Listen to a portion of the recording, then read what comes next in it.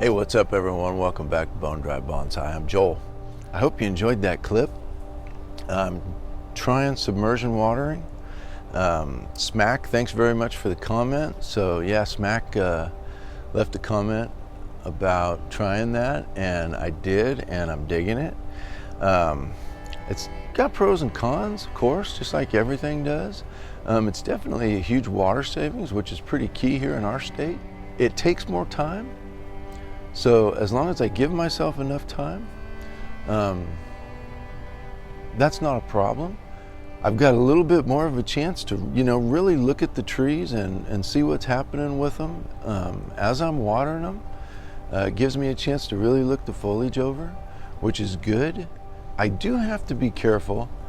A lot of my trees have got that 50-50 sphagnum moss mixture that I'm trying to get the moss to root as much as moss roots. If I'm not careful and I go too fast, I get a lot of floaters and I'll lose that. So that's kind of a detriment. I've been using a little bit of fertilizer on the tops of my trees, which I'll be backing off on as we get hotter and hotter, but I think some of that may float and I may be losing a little bit of that. But other than that, I mean, you talk about a thorough watering and a way to really get to look at your trees. It's really been a helpful method, and it is really saturating the system. And so I think it's been good for the trees. The water has got to be better. I don't have the opportunity to collect rainwater living here in Northern California.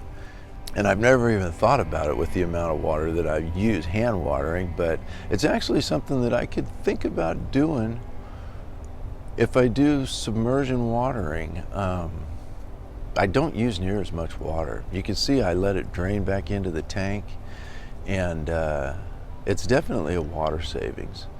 Also, with the city water that I'm using, this does allow the chlorine and whatever else they're adding to evaporate off. So I'll fill that tote as I need water, leave the lid off for a bit, let it evaporate overnight. After each watering, I put the lid back over the tote so that I don't lose water. So again, thanks, Smack, I appreciate it, I really do.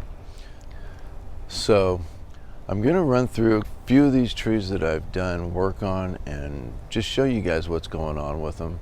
I hope you're applying some of these techniques. They're not my techniques. I want to stress that. I'm not a teacher, but some of this stuff is working for me, and I know it can work for you. And that's what it's really all about, is learning the proper time to apply the techniques, to get your tree to look how you want it to look, and then wait for the tree to respond, and then you respond. It's all about responses. How's the tree going to respond to what I do to it? And then how am I going to respond to what the tree does and gives me? What the tree gives me depends on the techniques that I use, and there's techniques to employ that help with the tree's response. So the collaboration between creator and tree is pretty special, and it's something that I'm really finding to be fascinating. So I hope you enjoy this video. I hope you hit that like button, subscribe button if you haven't already, if you're finding value in these videos. So yeah, check it out. Okay, this is a European white birch. I'm not going to spend a bunch of time like showing the whole trees and doing the whole spin thing, because yeah, there's just not a lot special with these trees yet. I just want to show responses. I want to show what the tree's given me in response to what I did to it. So you can see that the buds are swelling pretty good right at the base of each petiole of those leaves. So if they do come to fruition, I should be able to, well, I should get new branches, either to create density if I want density, or to cut back to just reduce the size of the tree. Got little buds pretty much at the base of each one. And it's some of the tips. So that one's forming a actual leaf shape. So this was wiring, partial defoliation. And with the partial defoliation, you know, what's safe about it is that you're still leaving solar panels on the tree. So all you're doing is reducing them. So essentially, I guess, if you don't get a reaction out of the tree, you could set it back as far as energy, but probably not gonna kill the tree.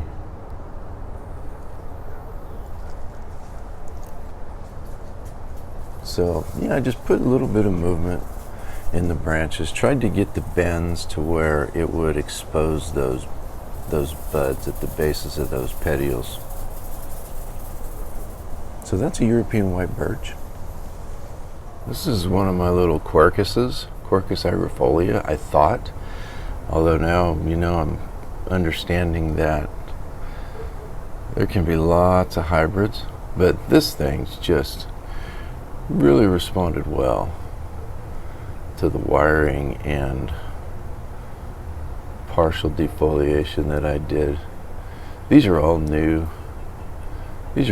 soft leaves that are pretty massive. So yeah, this thing had some energy stored up for sure, that after its first flush, it really must have been happy being in this pot. So new branching.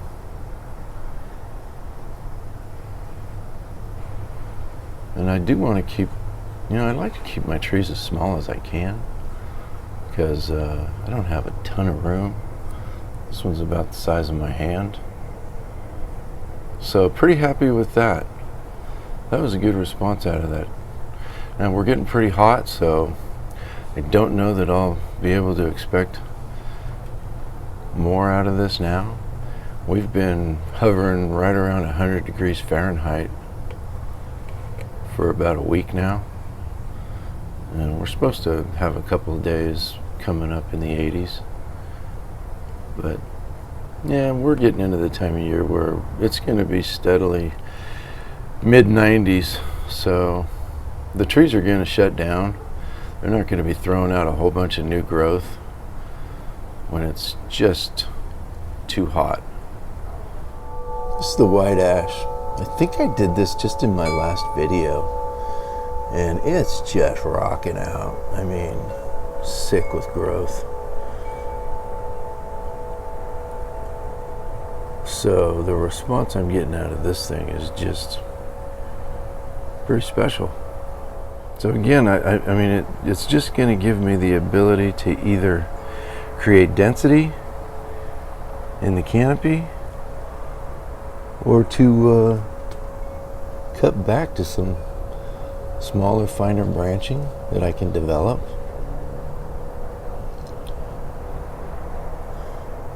And you know, again, this was partial defoliation and cutting some of the tips and just wiring and laying it out so that it would be as photosynthetic as I could get it. So the white ash is pretty happy with that work that I did. Well, it may have been pissed at first, but I think it's happy now. This is one of my little Acorn Oaks. It's deciduous, and it's just rocking out too. Really nice. Nice new soft foliage.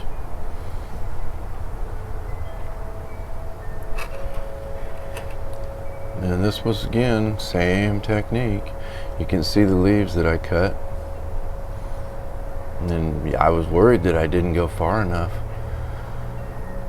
And maybe I could have gone farther, but lots of new branching. New branching, new branching. And I'll be able to place those branches where I want them with a little bit of wire. And see what happens with it. But again, it's, you know, these are all new, nice leaves.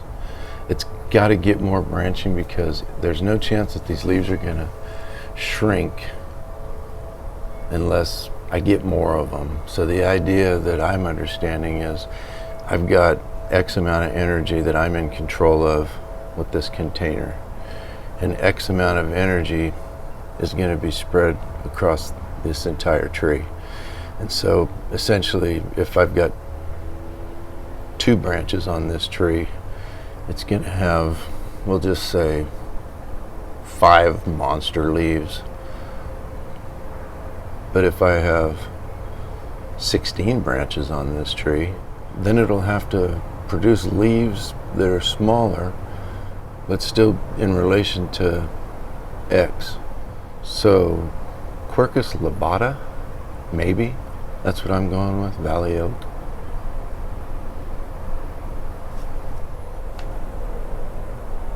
Alright, so this red oak, not so much of a response. At first, initially, I thought I was seeing bud swell, and no, they're just kind of shrinking back. You know, they're not doing much of anything, and it could be that I didn't go far enough with these monster leaves. I don't know, but again, partial defoliation, it's just going to go ahead and keep producing energy that'll store this fall. But right now, I'm not getting the ramification that I was hoping for out of this one. Someone's been kind of munching on these.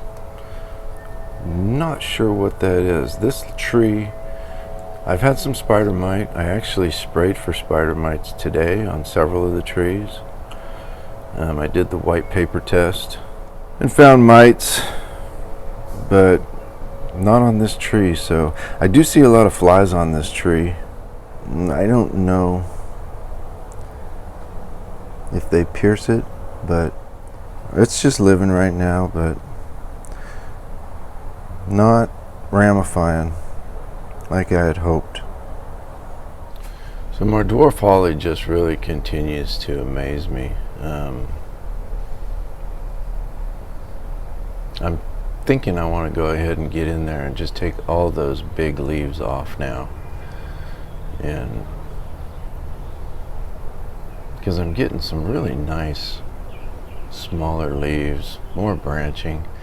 When these branches get lignified a little bit more, I'll get in there and do some selection and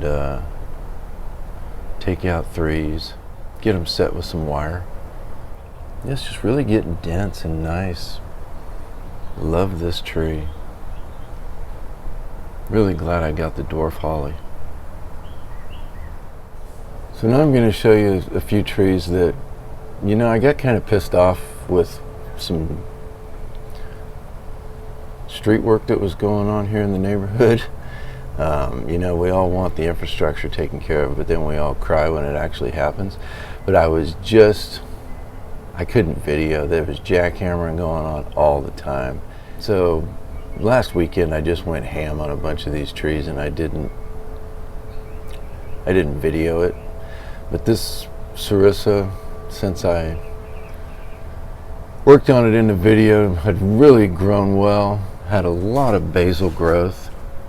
I went ahead and decided to try and keep some of them to rectify my trunk issue.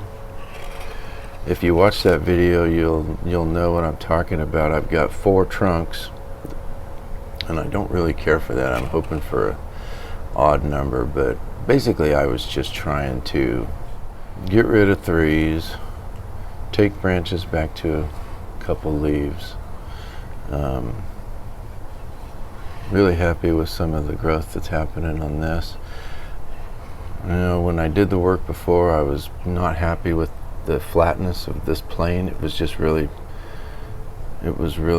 seemed flat, and I don't know, the tree seems to be responding okay and doing pretty well. I think that if I let some of these suckers run, I don't know, maybe I'll get a extra trunk out of it someday. Maybe I'll just add to some root development with them and then take them off in a couple years. But that's the Cyrissa. It's my Chinese elm that I've got the air layer going on. This was just a big bush that I went crazy with too last weekend. It's been 3 months since I air layered. I guess the 3-month mark, the tree's still alive. That means that I didn't kill it, but I did spoon out some of that soil, and I'm not seeing new roots yet, so I don't know. But I just was doing structural work on it. I wanted to take care of any 3s, get them back to 2s. I cut a bunch of branches down to not necessarily 2 leaves, because I'm understanding, and I could be wrong, but that the first two leaves that come out may not have a bud at the base of them. So I would cut branches back to 4 leaves. That's what I did generally. So this is work that I just did, and we'll see how it responds. But yeah, this is what I hope to be a triple trunk with a new root base next spring. So I went ahead and knocked back that Mugo Pine. This is a big mop head. Had lots of flaws. That's where that big branch came out of the side, right there. I tried to leave a bunch of staggered branching as much as I could. After I did the work, I decided not to wire it. I figured that it was, a lot of sunlight getting in there now, so I figured I'd leave the styling for later in the year. Had another branch here that I had to take out because I had 3 instead of 2. This will have to come off, this knob. I took it back to 2 branches. Maybe I should have left a 3rd on there for now, since I know it's coming off anyway, but just to pull more sap. But I didn't. I took it off. I couldn't stand it. And I don't know, this may even be an issue, but I think I'm at least getting started on it. It seems to be doing okay since I did this work. Yeah, since it is repotted already, I won't have to worry about messing with roots in the spring, so hopefully I can just get it laid out at the appropriate time and let it grow. So that's Mugo Pine. And this little Japanese maple, anywhere I had 3s, I took it to 2s.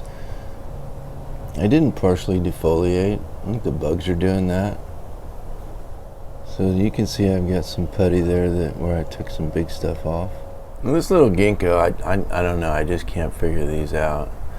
So I did get a nice branch growing this year,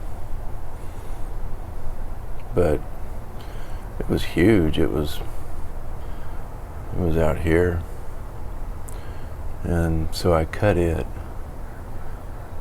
But I don't know how to get these branches. They're not branches. These just remain leaves. They did the same thing last year, and I don't know how to create a branch.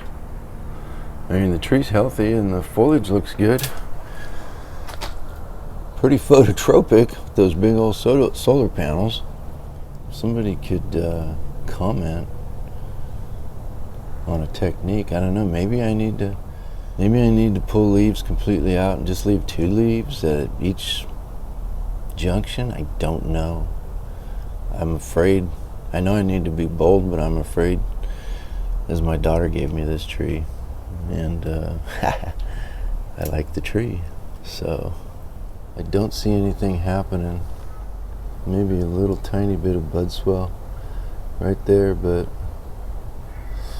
yeah, the ginkgo is a mystery to me right now.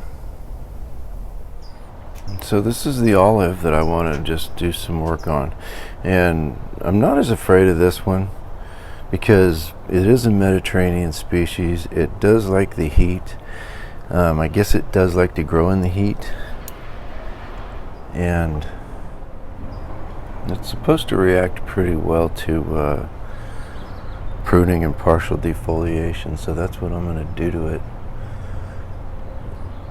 just to see how it reacts. This is again another gift from my daughter, so I don't know if this goes bad. Sorry, Al. But yeah, I'm hoping to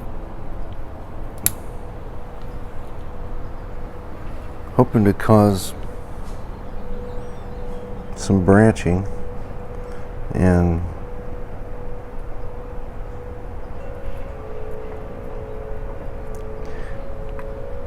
get some choices.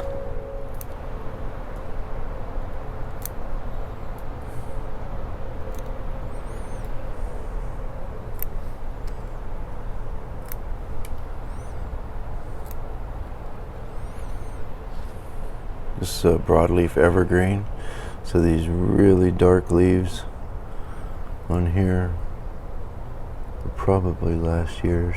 If they're pretty small, I'm going to leave them. This is a new branch. This is nice, soft, new tissue.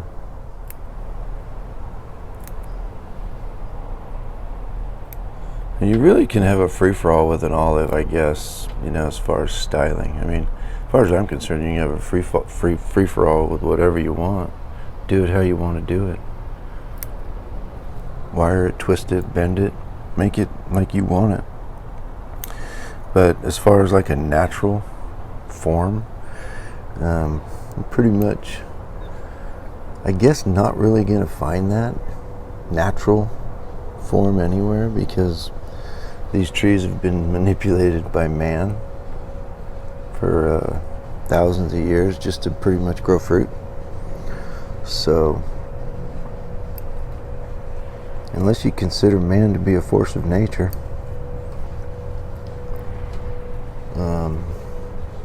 natural just doesn't really exist with olives.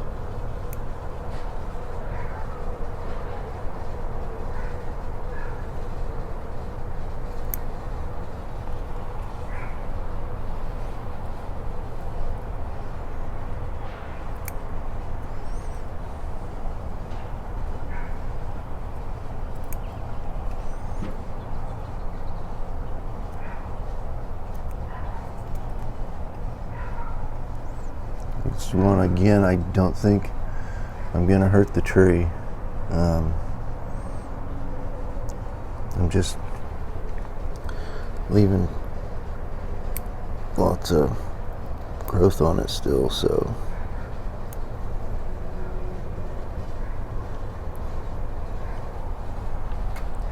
just looking for choices in the future. This may be something that I want to unstraighten. I'm not a big fan of these straight trunks. It just doesn't look interesting to me.